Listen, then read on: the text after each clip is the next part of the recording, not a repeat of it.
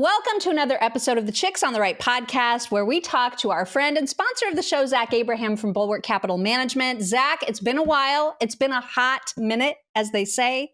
And we're coming back with a really, really interesting story. There was this Reddit post that went completely viral from this mom who has a 25-year-old daughter.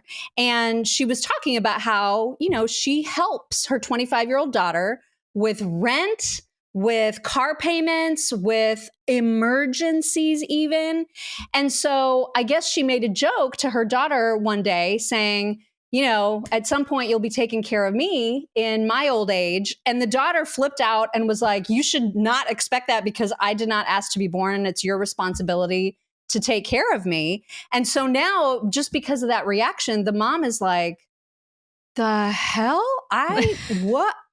I'm not going to continue to be like her ATM machine if that's her attitude. Yeah. So do you run into families that have these kinds of dynamics?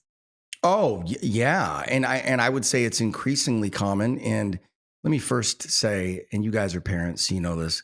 Anytime I enter one of these conversations, I do it with kind of this undercover humility because it is so much harder than I thought it was going to be, to do it right. The kids are so much more complex. There's so many things, even if you're wise beyond your years and realize that it's going to be harder. Like if you're wise enough to be a young parent and listen to some experienced parents, like that puts you ahead of the crowd. It also doesn't mean you're still not going to have those moments where you're like, oh my gosh, I am not good at this. I screwed this up. I hope I didn't screw it up too. You know what I mean? So I don't want anybody thinking I'm out there thinking I'm a perfect parent because and my kids are great. We've just had, my daughter's 15, we're just having some they're just, my son's 13. I have one exactly that age. So I get it. Yeah. Right. There's just curveballs all the time, man. And right. Anyway, but don't you feel like you have to set expectations though? Like we did with our older kids. We were like, listen, here's when we're cutting you off. Like, we love you, but like, this is when it ends. Like the gravy train ends at this time. And they don't really get it until they get out and they're like, holy cow, like it's going to end in this many, like when they're in college. Cause we've had financial planners in the past. Well, we didn't actually hire them. And we may be terrible parents because we've actually had financial planners tell us, don't pay for college. Don't pay for your kids' college. And we're like, we're going to help them with college. And then after college, they're done. And so, but that's our line, like we say, we help you with college. Well, the best that we can, maybe not all of it, but the best that we can, we're going to help you with college. And then you're done. Like that is a gift. And we try to make sure they understand that that is a gift. And then they're cut off. And we really do cut them off, Yeah, we do. Look, you have to. And there's something culturally that's gone on. And it's systemic. I see it more often today than I ever have. Everybody's like, well, things are more expensive and and there's all these reasons, right? When you, without any requirement or any effort, if you alleviate someone's pain on a financial basis, now, obviously this is said with the caveat of if somebody's in desperate need, help. I'm not saying we don't help people, right? But I'm saying all too often, everything in our culture has become about suppressing symptoms, right? So, well, we're going to help you out with groceries because you're young, you're getting on your feet. Oh, we're going to help you out this time. Oh, we're going to help you out that time. Right. You're alleviating symptoms. You're not treating causes. Okay. If you have to keep helping out, there's a problem there, right? Maybe it's a lack of ambition. Maybe it's a lack of drive. Maybe it's a lack of work ethic. Maybe it's just you've enabled it. Right? Maybe it's that simple. You just need to stop.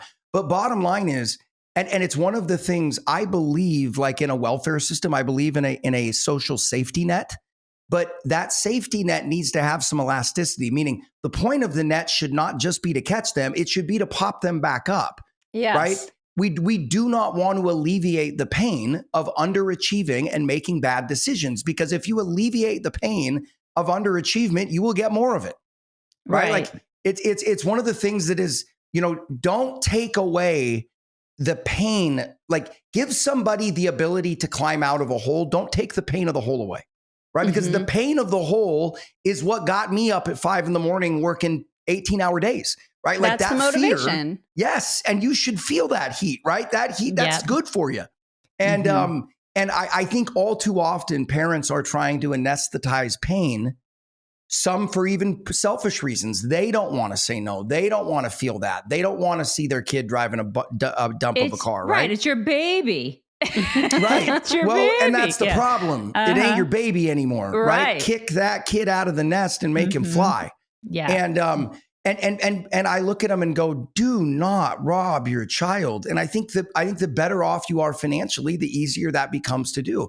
But don't rob your child of the experience that we all got, which was because we weren't getting helped, we had to figure out what we were made of.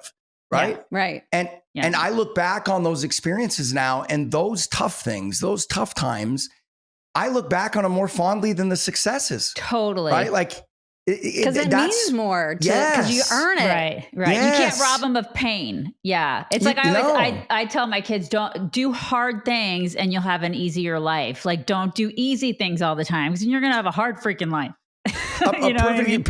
Perfect example of that. This weekend we had our football game, and we've got a really tough team, and they were playing clean. They're just a bunch of really hard hitters, and we knocked the other team's second quarterback out of the game. He was okay, but he couldn't play, and they ran out of kids. So we couldn't finish the game, right? Well, our kids are like, oh, it's over. And there was 6 minutes left in the third quarter. And so basically we had half a game left. So we took them on the field after the game and we ran gassers, right? And I told them, I go, boys, I'm not going to rob you of a half of football. And I'm not going to have you not be as in good a shape as the next team we play because the game got called earlier. And I was explaining to them, if it doesn't hurt, and I say this to them all the time, if it doesn't hurt, you're not getting better, right? It's pain is not the thing that you should avoid. Pain is the price of progress, right? And so when you're alleviating pain, you're nullifying the need for progress. Right. I love that message. That is perfect. That is perfect. See, this is why we always want to talk to you about these kinds of issues, Zach. And I know people can listen to you talking about these kinds of issues too on your own podcast. Where can people listen? Yeah, they can. And what's funny is we just actually talked about this. So I just did an 1.5-hour interview with my mentor, who's an ex-NFL player and now a very successful businessman in his own right. And he coached me in high school, and I reconnected with him in adulthood. And we'd get together like once or twice a month. And he was with me step by step of building my company. And I basically spent an 1.5 hours telling his story and everything that he taught me. And not in a way to brag at all, in a way to share it with people and say, look, this is how my life changed following these principles. Give this a listen. It works. I'm proof, I love anyway, that. Know Your Risk podcast is the name of it. He's a dynamic guy, dynamic speaker, easy to pay attention to. And what's his name? Yeah. What is that? Eric Bowles. He's now he has several Fortune 500 company CEOs that he's coaching on leadership and public speaking and all that kind of stuff. But basically specializes in coming into companies and making them more efficient through better leadership. That's awesome. Awesome. Yeah, he's an incredible guy. But yeah, so all of that stuff, Know Your Risk podcast. You can find us on YouTube, on Twitter, all over the place. Just Google Bulwark Capital Management, Know Your Risk podcast, and we're not tough to find. Awesome. All right. Thanks, Zach. Thank you, Zach. All right. Thank you, ladies. Investment advisory services offered through Trek Financial LLC, an SEC-registered investment advisor. The opinions expressed in this program are for general informational purposes only and are not intended to provide specific advice or recommendations for any individual or on any specific security. Any references to performance of securities are thought to be materially accurate, and actual performance may differ. Investments involve risk and are not guaranteed. Past performance doesn't guarantee future results. Trek 24308.